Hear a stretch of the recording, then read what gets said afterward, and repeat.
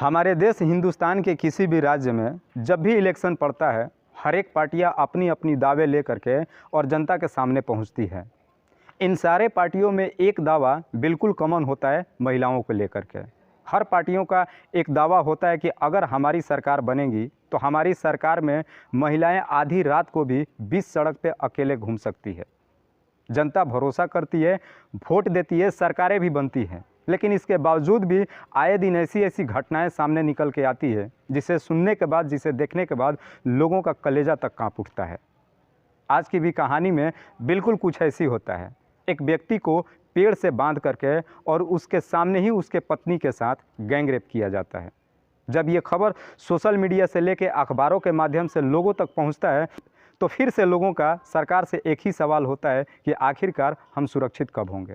वाकई में दोस्तों, आज की जो कहानी है इसे सुनने के बाद आप भी कहीं ना कहीं सोचने और समझने पर मजबूर हो जाएंगे कि आखिरकार ऐसे दरिंदों की चेहरे को हम पहचानें तो कैसे पहचानें। नमस्कार, आदाब, मैं हसमुद्दीन और आप देख रहे हैं सफ़र क्राइम तक। आज की जो सच्ची घटना मैं आपको सुनाने वाला हूं, दरअसल ये घटना है उड़ीसा प्रदेश का एक ज़िला लगता है बालेश्वर। बात कर रहा हूं मैं 19 सितंबर 2022 को बालेश्वर का ही मनोज शाह अपनी पत्नी निर्मला के साथ अपने कुछ रिश्तेदारों को बालेश्वर स्टेशन पे छोड़ने के लिए रात को 9 बजे पहुंचता है। ट्रेन का समय रात के 9 बजे का होता है, लेकिन जैसे ही ये लोग स्टेशन पहुंचते हैं तो पता चलता है कि ट्रेन अपने निर्धारित समय से 3 घंटे लेट आने वाली है और ट्रेन लगभग रात को आती है 12:30 बजे के करीब। मनोज शाह और उसकी पत्नी निर्मला अपने रिश्तेदारों को ट्रेन में बिठा करके और वहाँ से वापस अपने घर के लिए निकलते हैं। लेकिन जब स्टेशन से बाहर निकलते हैं तो पता चलता है कि वहाँ पे कोई भी ऐसी सवारी नहीं है जो उन्हें घर तक छोड़ दे। मनोज शाह स्टेशन से बाहर 2-3 रिक्शे वालों से भी बातचीत करता है, लेकिन सारे रिक्शे वाले मना कर देते हैं कि हम उधर के तरफ नहीं जाएंगे। मनोज शाह और उसकी पत्नी निर्मला काफ़ी सोच में पड़ जाते हैं कि आखिरकार अब 1 बजे रात को हम घर कैसे जाएंगे। उन्हें समझ में नहीं आता है कि इस 1 बजे रात को हम स्टेशन रहे कि घर जाएं। मनोज शाह अपनी पत्नी निर्मला को समझाते हुए कहता है कि चलो हम धीरे धीरे आगे चलते हैं, शायद आगे चलेंगे तो कोई ना कोई हमें सवारी मिल जाएगी। फिर वो दोनों बालेश्वर स्टेशन से आगे निकलना शुरू करते हैं, लेकिन धीरे धीरे वो पूरा शहर पार कर जाते हैं, लेकिन बदकिस्मती से एक भी उन्हें कोई भी सवारी नहीं मिलती है।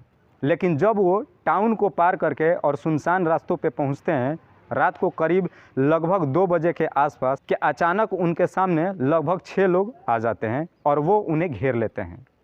मनोज शाह जब उन लोगों को देखता है वो काफ़ी घबरा जाता है। वो 6 के 6 लोग मनोज शाह को धमकाने लगते हैं और उसे कहते हैं कि तुम्हारे पास जो भी सामान है हमें दे दो, वरना तुम्हारे लिए ठीक नहीं होगा। मनोज शाह और उसकी पत्नी निर्मला उन लोगों को देख करके इतना डर जाते हैं कि मनोज शाह के पास जो मोबाइल होता है वो 6 के 6 लोग मोबाइल भी छीन लेते हैं, प्लस उसके साथ से लगभग 10,000 रुपये कैश भी छीन लेते हैं। लेकिन जैसे ही वो बदमाश वहाँ से वापस जाते हैं कि उन्हीं में से एक उनका साथी जब मनोज शाह की पत्नी निर्मला को देखता है तो वो देख करके हक्के बक्के रह जाता है, क्योंकि मनोज शाह की पत्नी निर्मला वाकई में बड़ी खूबसूरत थी और इस खूबसूरती को देखने के बाद उसके दिमाग में शैतान बैठ जाता है और वो कहता है कि मुझे इसका मोबाइल और पैसा नहीं चाहिए, बल्कि मुझे इसकी पत्नी चाहिए। जब ये बातें कहता है तो उसके बाकी के भी 5 साथी जो होते हैं, जब मनोज शाह की पत्नी को देखते हैं तो वो भी बिल्कुल अपने साथी के बातों पे तैयार हो जाते हैं और फिर मनोज शाह को एक पेड़ से बांध करके और उसके सामने ही उसके पत्नी निर्मला के साथ बारी बारी से दुष्कर्म करते हैं। मनोज शाह जब अपनी पत्नी निर्मला को इस हालत में देखता है वो काफ़ी चीखता है, चिल्लाता है और उनसे अपनी पत्नी की ज़िंदगी का रहम का भीख मांगता है। लेकिन मनोज शाह की एक भी बातें इन हैवानों के कान तक ही नहीं पहुंचती है। ये अपने दिमाग में इस तरह से शैतानियत को भर देते हैं कि वो अपनी हवस पूरी करने के लिए निर्मला के साथ बारी बारी से कई घंटों तक अपनी हवस बुझाते हैं। जब मनोज शाह चीखने और चिल्लाने लगता है तो उन्हीं में से एक पिस्टल निकालता है और मनोज शाह के ऊपर तान देता है और कहता है कि अब अगर तूने आवाज़ खोली तो मैं तुझे यहीं के यहीं ढेर कर दूंगा। जब निर्मला अपने पति के सामने उस व्यक्ति को देखता है हाथ में पिस्टल लिए हुए, वो भी काफ़ी डर जाती है और वो अपने पति के लिए भीख मांगती है और कहती है कि मेरे पति को कुछ भी मत करना है।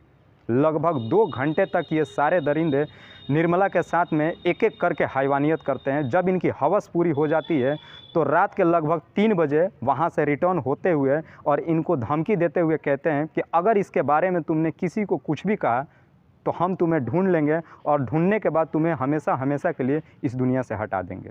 लेकिन मैं सल्यूट करता हूँ मनोज शाह की पत्नी निर्मला की।